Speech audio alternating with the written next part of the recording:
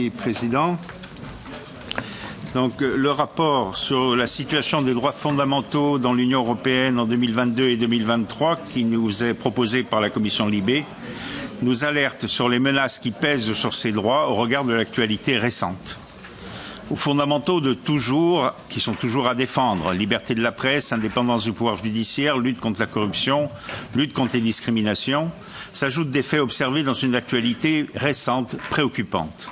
Des journalistes emprisonnés, même assassinés, la multiplication des agressions racistes, antisémites, des données personnelles des citoyens européens trop peu protégées, les droits des femmes et les droits des minorités bafoués.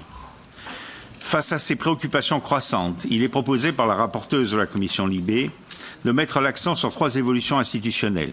Adhésion de l'Union européenne à la Cour européenne des droits de l'homme, renforcer l'Agence des droits fondamentaux, donner plus de force aux jurisprudences de la Cour de justice de l'Union européenne.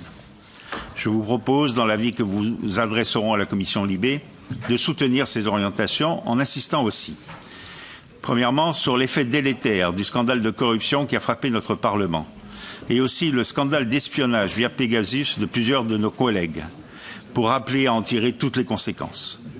Deuxièmement, sur la vigilance supplémentaire qu'appelle la situation politique actuelle, par exemple les effets du Brexit pour préserver les accords du Vendredi saint. Troisièmement, sur les conséquences de la guerre en Ukraine vis-à-vis des réfugiés qu'il faut secourir et aussi concernant les perspectives d'élargissement qui doivent rester fondées sur les critères de Copenhague.